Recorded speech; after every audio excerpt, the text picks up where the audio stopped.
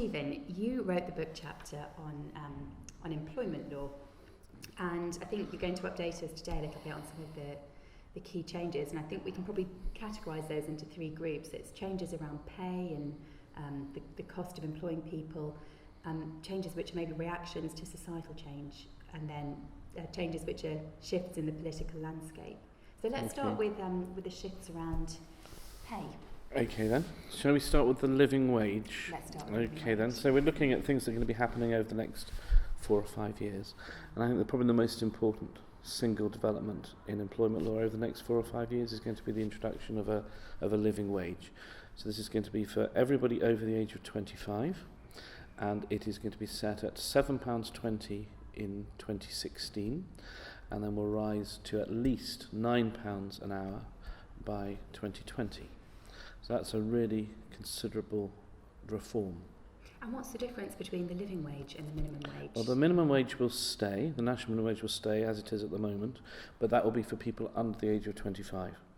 So the two systems will run in parallel.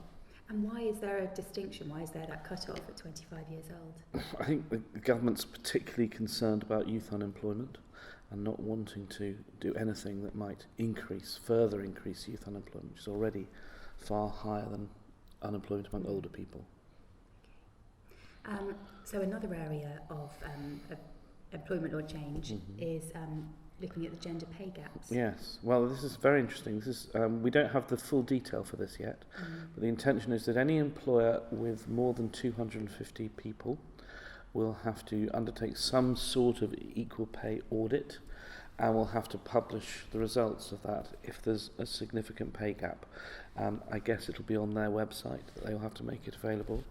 And this is intended as in a way of an incentive for encouraging employers to address the issue of gender pay gaps and take it more seriously than they have in the past.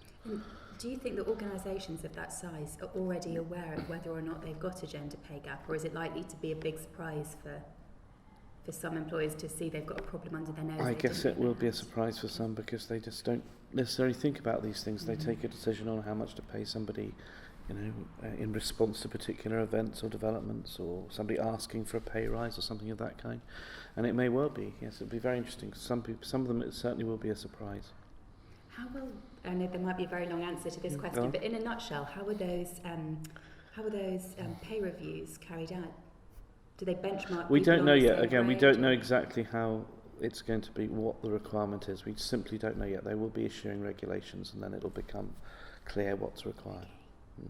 And then the third area relating to pay and employee costs was an apprenticeship levy. Yes, well, this is again another big radical change that's coming in. But yes, the idea is that every large organisation, so to be where there's a turnover of, I think, in excess of £3 million, will have to pay a 0.05 additional tax, effectively, in the form of an apprenticeship levy, and that will then be used by the government to pay for high quality apprenticeships, but employers who already offer them won't have to pay the levy again. So that's another way of getting more money into training, effectively forcing employers to invest more in training. And then for the organisations that are obliged to pay the levy, will they see kind of a direct benefit? Will the government then kind of directly apply a benefit? Well, to their that's the idea, that they will use that money to fund the apprenticeships. Yes. So the second area that we're going to talk about is shifts in employment law, which may be aligned to shifts in society. So that's Sunday working, volunteering, and leave for grandparents. So let's start with Sunday working. Okay. Well, this is something that will be in England because it's already been devolved for Scotland and Wales. And the idea here is that it will be delegated to local authorities, so it won't be a national policy. But local authorities will be able to decide if they wish to, in consultation with their local businesses and so on, whether to extend Sunday shopping hours, particularly, beyond the 5 hours it is at the moment, so be able to open for longer on a Sunday. So another area is volunteering. Okay, well, again, this is a proposal. We don't again have the details of it, but the general idea is that everybody will be entitled to 3 days additional paid leave each year in addition to what they have at the moment, provided that's used for some form of volunteering activity.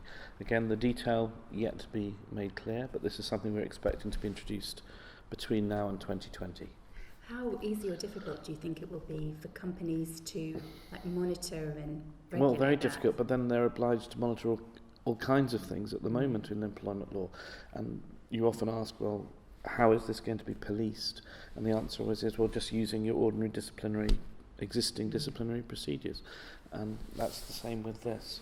And does the volunteering have to be for a charity or a particular kind of organisation, or could I volunteer to help a neighbour with something, for example? I'm afraid, again, we don't know the detail. This is at the moment just a proposal. And then the last area was leave for grandparents. Yes.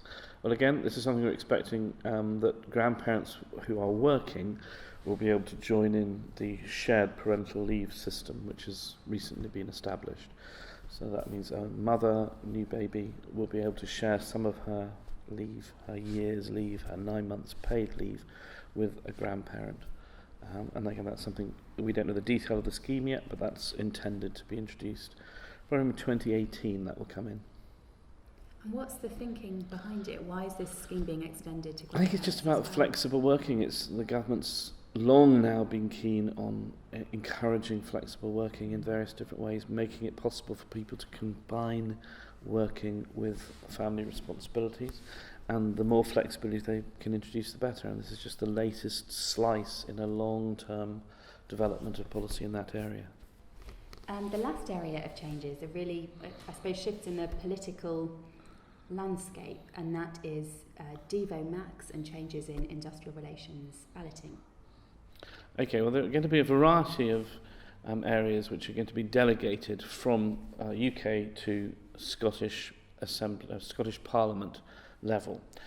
Most employment law is going to remain UK-wide, it would seem, but there are a couple of areas. One is in the area of health and safety, and particularly enforcement of health and safety, which is going to be delegated, so we will likely see differences between England and Scotland and Wales and Northern Ireland in that area.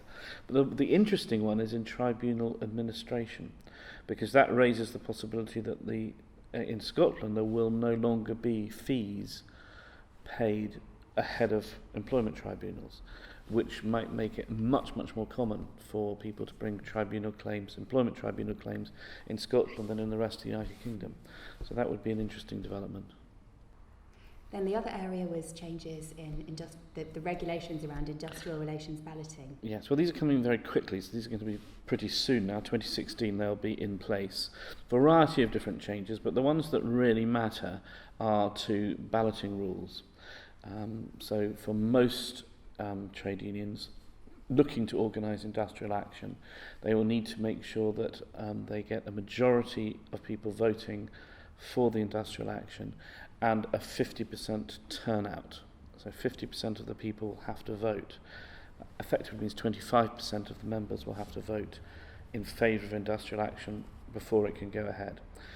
In essential public services, and that's quite broadly defined, it's going to be 40%. And the analysis seems to suggest that about half the strikes that have been called in the last 5 or 6 years wouldn't have been able to go ahead under those rules. So it would suggest a lot less overt industrial action in the future.